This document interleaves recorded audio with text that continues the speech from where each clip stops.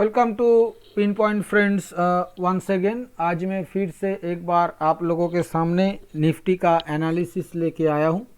आने वाला हफ्ता में निफ्टी में क्या हो सकता है, क्या क्या पॉजिटिव और क्या क्या नेगेटिव पॉइंट्स देखने को मिल रहा है, इसी के चर्चा के ऊपर आऊँगा। पर इससे पहले आप लोगों को यही रिक्वेस्ट है, आप लोग वीडियो को लाइक कीजिए, शेयर कीजिए और चैनल को ज़रूर सब्सक्राइब कीजिए। फ्रेंड्स, पिछले हफ्ता मैंने आप लोगों के साथ जो डिस्कस करके गया था उसमें मोटा मोटा मेरा यही व्यू था कि व्यू मेरा बियरिश था। सीधा सीधा बात है, व्यू बियरिश था। मैंने आप लोगों को बताया था कि ऊपर में किसी भी राइस पे निफ्टी को बेचने का कोशिश कीजिए या फिर नीचे ब्रेकडाउन हो तब भी बेचने का कोशिश कीजिए। कहीं पे भी मेरा लॉन्ग करने का कोई इरादा नहीं था निफ्टी के ऊपर, सिवाय मैंने कहा था कि 16,480 के ऊपर हम लोग लॉन्ग पे जा सकते हैं।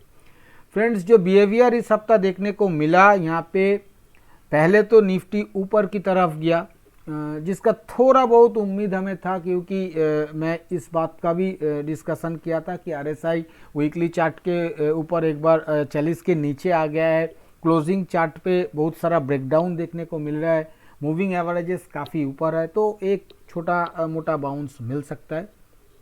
तो वही बाउंस बाजार दिखाया। सोमवार के दिन कुछ नहीं हुआ, मंगलवार और बुधवार के दिन अच्छा खासा बाउंस दिखाया। बाउंस दिखा के ऊपर में 16,400 के आसपास टॉप बना के फिर नीचे गिर गया। गिरा कहाँ? बिल्कुल जहाँ पे बॉटम बनाया था पिछले हफ्ता, उसी के 20-30 पॉइंट इधर उधर। तो एक बात तो यहाँ पे साफ है, जो भी फ्रेंड्स ऊपर में शॉर्ट किया है उन लोगों को पैसा बना हुआ होगा, सेल ऑन राइस में पैसा बना हुआ होगा। पर उसके बाद ये आज के डेट में जो रैली नीचे से देखने को मिला है, मेरा कोई ऐसा इरादा नहीं था कि बॉटम पे बाई करने का, तो इसलिए इस रैली में तो पार्टिसिपेट हम लोग कर ही नहीं पाया। अगर मेरा बात किसी ने सुना होगा तो पार्टिसिपेट कर नहीं पाया इस रैली में। फिर भी कम से कम कुछ तो पैसा बना हुआ होगा शॉर्ट करके। जो भी है, अभी जो देखने को मिल रहा है फ्रेंड्स, थोड़ा मिक्स्ड सिग्नल मिल रहा है। मैं ऐसा क्यों कह रहा हूँ? क्योंकि अभी जितना बियरिश व्यू मेरा पिछला हफ्ता था शॉर्ट टर्म के ऊपर, मेरे को यहाँ पे एक बात सीधा सीधा क्लियर करना चाहिए। Medium term to long term chart के ऊपर मेरा व्यू अभी भी बियरिश है, और वो कहाँ पे जाके बुलिश होगा मैं पहले उसका जिक्र एक बार कर देता हूँ। जब तक दो लेवल में बता रहा हूँ, एक लेवल 16,950, 16,950, इसके ऊपर किसी वीकली क्लोजिंग या लगातार 2 दिन का क्लोजिंग जब तक नहीं आ रहा है, ये होने के बाद 60 से 70% मेरा व्यू पॉजिटिव की तरफ शिफ्ट हो जाएगा। और 17,450, 17,450, इसके ऊपर जिस दिन निफ्टी चलना स्टार्ट करेगा, किसी वीकली क्लोजिंग या 2 डेली क्लोजिंग मिल जाएगा, वहाँ पे 90 to 95% मेरा व्यू पॉजिटिव बन जाएगा। पर उससे पहले नहीं, ये मीडियम टू लॉन्ग टर्म। पर अभी शॉर्ट टर्म में मैं ये कह रहा हूँ कि पिछले हफ्ता जितना बियरिश था, अभी इस हफ्ता उतना बियरिश व्यू नहीं ले पा रहा हूँ। क्यों नहीं ले पा रहा हूँ उसका एक्सप्लेनेशन मैं दे रहा हूँ। पहला तो देखिए, ये जो मैंने 2 हफ्ता पहले जो जिक्र आप लोगों के साथ किया था कि 20 simple moving average on monthly chart जो खड़ा है 15,720 के आसपास, और उसके नीचे था पिछला बॉटम 15,671। ये दोनों लेवल को प्राइस मतलब बहुत ही अच्छा तरह से रेस्पेक्ट किया। लगातार 1 दिन, 2 दिन, 3 दिन, 4 दिन उसके आसपास लो बनाया और वहाँ से घूम गया। मतलब बुल एक अच्छा खासा फाइट वहाँ पे दिया है। बियर उस लेवल को तोड़ने में कामयाब बिल्कुल भी नहीं हुआ। तो ये एक पहला पॉइंट है जिसके लिए मेरे को मैं उतना बियरिश नहीं हो पा रहा हूँ, पहला। दूसरा, देखिए यहाँ पे जो मूविंग एवरेजेस सेटअप का बात मैं हमेशा करता हूँ 20, 50 और 200 सिंपल मूविंग एवरेज। यहाँ पे तो सारे मूविंग एवरेजेस में डेथ क्रॉसओवर बन गया है, मतलब 20, 50 के बीच, 50, 200 के बीच और 20, 200 के बीच, तीनों के अंदर ही डेथ क्रॉसओवर बना है।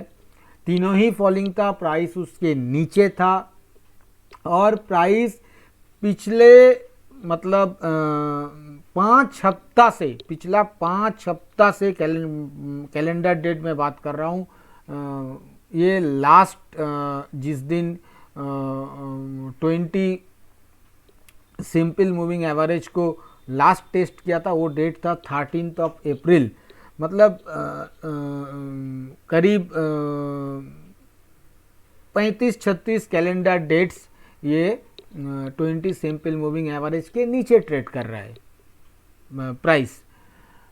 तो इतना दिन नीचे रहने के बाद एक बार ये लेवल टेस्ट होना जरूरी है। जब ऊपर में इस तरह का मूवमेंट होता था तब भी मैंने इसका जिक्र किया था, करता था कि इतना दिनों से ऊपर चल रहा है 20 सिंपल मूविंग एवरेज के, एक बार थोड़ा बहुत रिट्रेस करके इसको टेस्ट करना चाहिए। तो मैं नीचे में भी वही बात कहूँगा।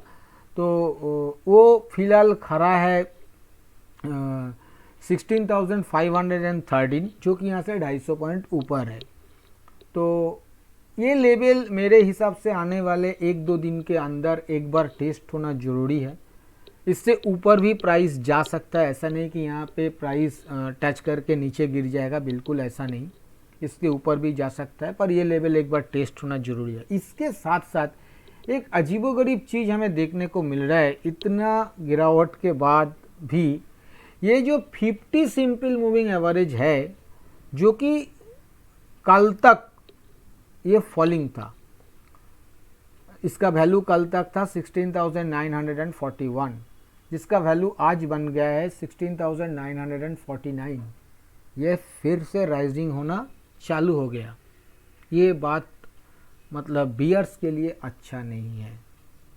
पहला सिग्नल आ गया, 50 सिंपल मूविंग एवरेज ऊपर की तरफ घूमना चालू किया। अभी ये कितना दिन ऊपर रहेगा, फिर दोबारा नीचे जाएगा कि नहीं, ये फ्यूचर का बातें है, अभी नहीं करूँगा, पर आज के डेट में देखने को मिल रहा है कि ये ऊपर घुमा है। इसके साथ साथ फ्रेंड्स, अगर ये तो थोड़ा बहुत जो पॉजिटिव पॉइंट्स देखने को मिल रहा है इसका जिक्र मैं कर रहा हूँ, कुछ नेगेटिव पॉइंट्स भी है, जैसे कि ये जो पिछला फॉल था ऊपर में 18,114 से नीचे 15,735, इसका 23.6% रिट्रेसमेंट लेवल, जो कि खरा है 16,297, मोटा मोटा 16,300 मान लीजिए। तो इसको अभी भी क्लोजिंग बेसिस पे क्रॉस नहीं कर पाया। जब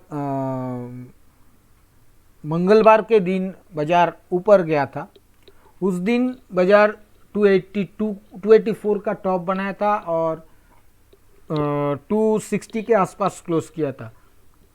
और आज का कैंडल भी देखिए, आज भी 282 का टॉप बना 2 पॉइंट नीचे और क्लोजिंग आया 266, 6 पॉइंट ऊपर, पर 300 टेस्ट नहीं हुआ, सिवाय बुधवार के दिन बाजार 300 के ऊपर गया था, जरूर गया था, पर क्लोज करने में कामयाब नहीं हुआ। तो ये लेवल बहुत इंपॉर्टेंट है। इसके ऊपर अगर चलना स्टार्ट करता है बाजार 300 के ऊपर और 1 घंटा 2 घंटा सस्टेन कर जाता है, या सबसे बेटर देखिए 1-2 घंटा सस्टेन तो शायद बुधवार भी किया था पर टिका नहीं, सबसे बेटर इसके ऊपर अगर क्लोजिंग आ जाता है 300 के ऊपर, तो बाजार एक बार 38.2 जो रिट्रेसमेंट लेवल है, जो कि खरा है 16,644 पे, मोटा मोटा मान लीजिए 16,650, वहाँ तक टारगेट बना सकता है। और वहाँ पे ही खरा है आपका वो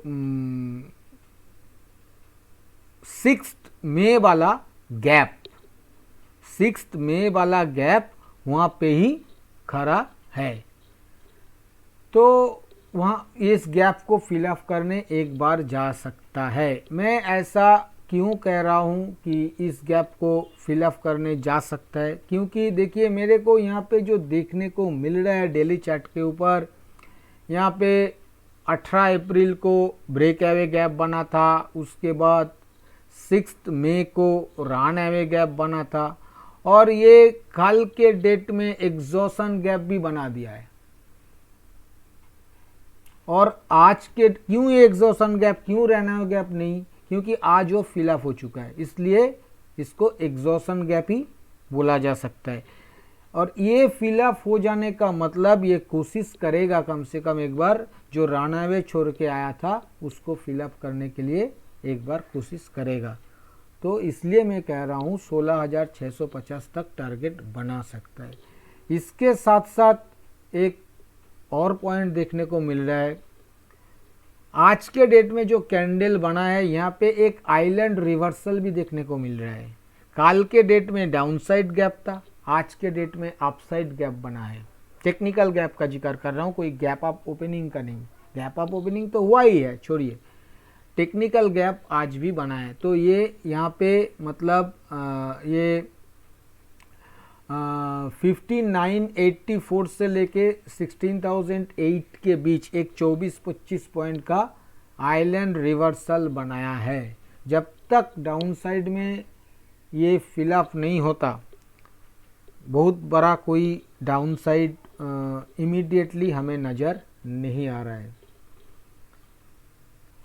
अभी तो इधर एक चीज़ बताना ज़रूरी है, अभी तो मैं ये एक्सपेक्ट कर रहा हूँ कि ये एक काउंटर बाउंस है, शायद 15,700, 15,600, 700 या 16,600, 700 या 800 कहीं से भी ये दोबारा फिसल जाएगा और नीचे की तरफ आएगा, ऐसा उम्मीद लगा के ये एनालिसिस कर रहा हूँ। पर आने वाले दिनों में देखना पड़ेगा क्या ये कोई नया ऊपर की तरफ रन का जन्म दे रहा है या नहीं। अगर ये आइलैंड रिवर्सल, ये गैप फिलअप नहीं हो रहा है, बाज़ार फिर से दोबारा अपना मूविंग एवरेजेस के ऊपर चलना स्टार्ट कर दे, था अभी 23.6% के नज़दीक खड़ा है प्राइस, इसको तोड़े 38.2 को तोड़े, 50 को तोड़ने जाए तो, और उसके बाद 61.8 जो गोल्डन रिट्रेसमेंट लेवल है उसको भी बाज़ार तोड़ने जाए, तो ये सब अगर होता जाए तो आहिस्ता आहिस्ता बुलिश व्यू भी स्ट्रांग होता जाएगा। मैं ऐसा क्यों कह रहा हूँ, क्योंकि फ्रेंड्स हम लोग, मैं काफ़ी बार ये बताया, हम लोग प्राइस एनालिसिस करते हैं, हम लोग टेक्निकल एनालिसिस के स्टूडेंट हैं। प्राइस जो बताएगा हमें उसी तरफ चलना होगा। भला ही मैक्रो कुछ और बता रहा है, ग्लोबल मार्केट कुछ और बता रहा है, पर वो नेगेटिविटी अगर हम लोगों के प्राइस में दिखाई नहीं देगा तो आपको आहिस्ता आहिस्ता व्यू चेंज करना पड़ेगा। और अगर ऐसा हुआ कि ये गैप जो आइलैंड रिवर्सल है ये फिलअप हो गया, नीचे लो कट गया, तो फिर आप स्ट्रॉन्ग बियरिश व्यू ले सकते हो, तब आपको दिखाई देगा वो नेगेटिविटी प्राइस के अंदर। आप एक बात सोचिए, जाके देखिए S&P 500, उसका 20 मंथली सिंपल मूविंग एवरेज खड़ा है 4185 के आसपास। उसका फरवरी मंथ 24 का जो लो था वो था 4,106 के आसपास। S&P 500 वो दोनों लेवल को काटा और उसके बाद नीचे 3855 के आसपास लो बना दिया, जो कि वहाँ से करीब 250-300 पॉइंट नीचे उस लो से या उस मूविंग एवरेज से करीब 7% नीचे मूवमेंट किया यूएस मार्केट फरवरी लो से या 20 सिंपल मूविंग एवरेज से नीचे। पर हमारा बाज़ार क्या किया, हमारा बाज़ार भी तो गिरना चाहिए था, पर यहाँ पे सेंटीमेंट को नेगेटिव किया जा रहा है। बियरिश सेंटीमेंट है, मेरा भी था, अभी भी है, पर प्राइस में उसका रिफ्लेक्शन देखने को नहीं मिल रहा है। यहाँ पे 20 monthly simple moving average test ही नहीं हुआ, प्राइस घूम के ऊपर आ गया। काटना तो दूर की बात, उसके नीचे 6-7% जाना भी तो दूर की बात। यहाँ पे हम क्या करें? लगातार अगर आप लोगों के आके कहे कि नहीं बियरिश है, अरे फ्रेंड्स आप ही लोगों का लॉस लग जाएगा। तो ये मैं नहीं कर सकता। तो शॉर्ट टर्म के ऊपर मेरा बियरिशनेस थोड़ा कम हो गया, पर बियरिश अभी भी हूँ, medium term to long term bearish हूँ। और शॉर्ट टर्म में भी मैं ऐसा अभी भी सोच रहा हूँ कि ये 16,700-800 से घूम जाएगा नीचे की तरफ। पर अगर ऐसा नहीं होगा तो वहाँ पे व्यू को चेंज करना पड़ेगा। मैं इसी का बात कर रहा हूँ। इसके साथ साथ जो देखने को मिल रहा है फ्रेंड्स, यहाँ पे मैंने एक बॉक्स बनाया है 15,800 से 16,400 प्राइस फिलहाल इसके अंदर पिछले 10-11 दिन से इसी जोन के अंदर कामकाज कर रहा है। इस जोन को भी एक बार काटना जरूरी है, या ऊपर की तरफ या नीचे की तरफ। जब तक नहीं कटेगा तब तक कुछ नहीं किया जा सकता। सीधा सीधा पॉइंट है मेरा। तो ये अगर ऊपर की तरफ कटेगा तो और भी ऊपर, जैसा मैंने बताया 150, 200, 250, 300 पॉइंट का रैली बन सकता है। अगर नीचे काटेगा तो ज़्यादा रैली बनेगा नीचे की तरफ। ये मोटा मोटा मेरा डेली चार्ट के ऊपर व्यू। इसके साथ साथ अगर इंडिकेटर वाइज फ्रेंड्स देखिएगा तो यहाँ पे भी कुछ पॉजिटिव देखने को मिल रहा है। वो क्या देखने को मिल रहा है? RSI अपना ओवरसोल्ड जोन से घूम गया, घूमने के बाद पॉजिटिव डाइवर्जेंस बनाया। मैंने यहाँ पे मार्क किया है। प्राइस नीचे की पिछले 3 दिन में नीचे की तरफ आ रहा है, RSI ऊपर की तरफ जा रहा है। और RSI अपना पुराना जो मंगलवार या बुधवार को जो टॉप बना था, वहाँ पे RSI का जो टॉप बना था उसको RSI ऊपर की तरफ काटा है। तो यहाँ पे पॉजिटिव डाइवर्जेंस RSI में देखने को मिल रहा है। और जहाँ तक MACD का सवाल है, MACD में भी पॉजिटिव क्रॉसओवर बन चुका है in between MACD line and signal line. भला ही वो नेगेटिव जोन में बना है पर पॉजिटिव क्रॉसओवर बन गया है, तो ये भी खराब नहीं है फ्रेंड्स। इसके साथ साथ मैं एक बार वीकली चार्ट के ऊपर आऊँगा। फ्रेंड्स, अगर आप लोग हर रोज सुबह निफ्टी के ऊपर daily view free of cost लेना चाहते हो तो वीडियो के नीचे डिस्क्रिप्शन बॉक्स में एंजल वन का अकाउंट ओपनिंग लिंक दिया हुआ है। उसी लिंक के जरिए अपना अकाउंट ओपन कीजिए और अपना पहला ट्रेडिंग करने के बाद उसी ट्रेडिंग का स्क्रीनशॉट उसी वीडियो के नीचे डिस्क्रिप्शन बॉक्स में जहां एंजल वन का अकाउंट ओपनिंग लिंक दिया हुआ है उसके नीचे मेरा व्हाट्सएप नंबर भी दिया हुआ है। उसी व्हाट्सएप नंबर में अपना पहला ट्रेडिंग का स्क्रीनशॉट व्हाट्सएप कर दीजिए। इसके बाद हर रोज सुबह फ्री ऑफ कॉस्ट आपके पास भी निफ्टी का डेली व्यू पहुंच जाएगा। फ्रेंड्स, वीकली चार्ट में जो देखने को मिल रहा है यहाँ पे एज सच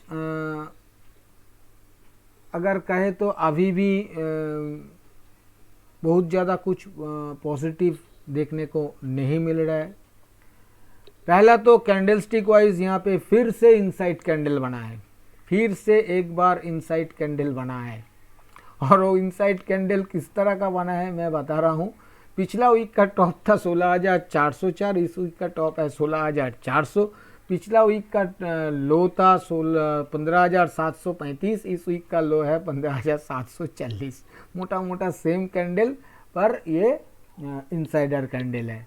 तो इनसाइडर कैंडल के बाद अगर मैंने जैसा आप लोगों को कह रहा हूँ कि नीचे 15,800 से ऊपर 16,400, तो जहाँ पे भी कटेगा अच्छा खासा मूवमेंट ये प्राइस दिखा सकता है, इसको ध्यान में रखना पड़ेगा। इसके साथ साथ फ्रेंड्स यहाँ पे मूविंग एवरेजेस सेटअप देखिए। मूविंग एवरेजेस सेटअप फिलहाल जो बयान कर रहा है, अभी भी 20 सिंपल मूविंग एवरेज फॉलिंग है, 50 सिंपल मूविंग एवरेज अभी भी फॉलिंग नहीं हुआ है, और दोनों में डेथ क्रॉसओवर अभी भी बना नहीं, दोनों में डेथ क्रॉसओवर, दोनों में थोड़ा बहुत अंतर रह गया पर प्राइस उसके काफ़ी नीचे है। और जो जिस ट्रेंड लाइन का जिक्र मैंने 2 हफ्ता पहले किया था, प्राइस उस ट्रेंड लाइन के आसपास से रेजिस्टेंस लेने का कोशिश कर रहा है। अगर इस ट्रेंड लाइन के ऊपर प्राइस पहुंच जाता है, जो कि ये ट्रेंड लाइन आ रहा है 16,400 के आसपास, इसके ऊपर अगर मतलब पुराना ट्रेंड लाइन के ऊपर प्राइस वापस आ जाता है तो ये ऊपर की तरफ मूवमेंट दिखा सकता है। ये जो 20 सिंपल और 50 सिंपल मूविंग एवरेज जहाँ पे खड़ा है वहाँ तक का बाउंस दिखा सकता है, तब भी कुछ मतलब बिगड़ेगा नहीं सेटअप में, मेरा ऐसा मानना है। इसके साथ साथ अगर इंडिकेटर वाइज देखिएगा तो MACD जैसे कि तैसा है, उसमें कोई भी पॉजिटिव कुछ देखने को नहीं मिल रहा है। पर हाँ, RSI पिछले वीक 40 के नीचे फिसल के 37 के आसपास चला गया था। इस हफ्ता फिर से वो 40 के ऊपर आके एक बार 42.81 पे 42.81 पे खड़ा हो गया। तो पिछला वीक की तरह उतना खराब वीकली RSI नहीं है फ्रेंड्स। इसके साथ साथ मैं एक बार ऑप्शन चेन के ऊपर आऊँगा।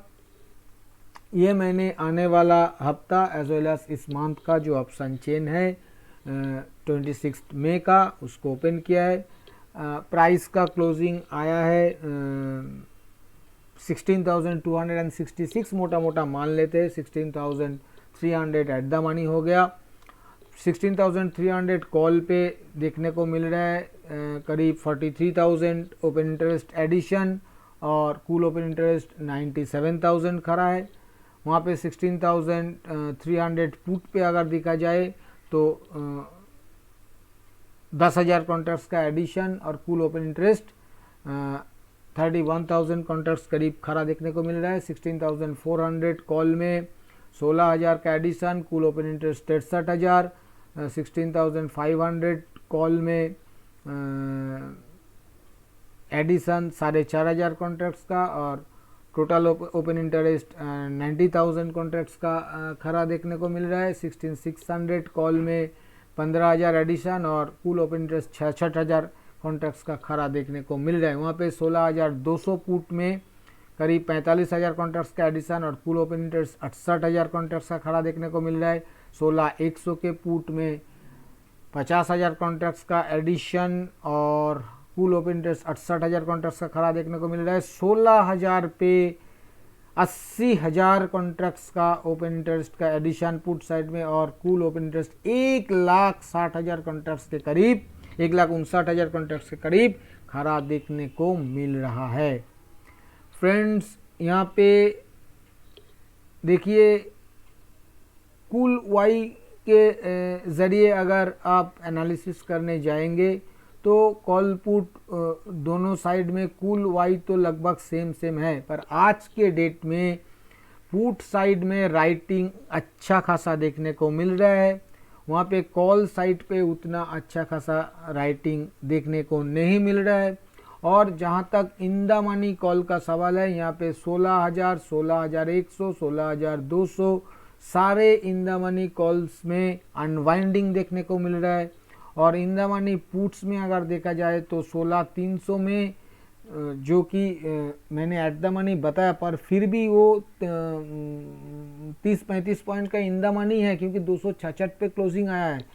तो ये यहाँ पे भी 10,000 कॉन्ट्रैक्ट्स का राइटिंग देखने को मिल रहा है।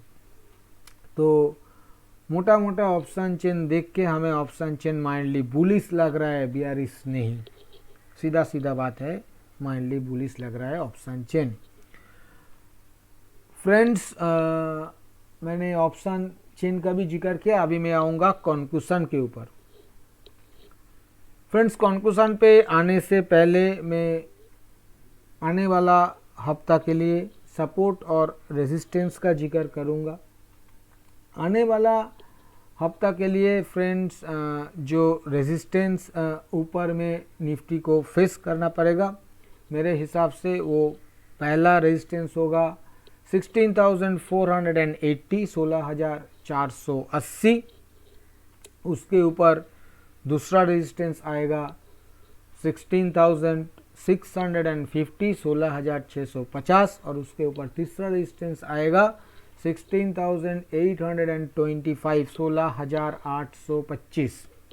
और नीचे जहाँ तक सपोर्ट का सवाल है फ्रेंड्स, नीचे सपोर्ट पहला सपोर्ट मिलेगा 16,070 पे 16,070। दूसरा सपोर्ट मिलेगा 15,900 पे 15,900। और तीसरा सपोर्ट मिलेगा 15,750 पे 15,750।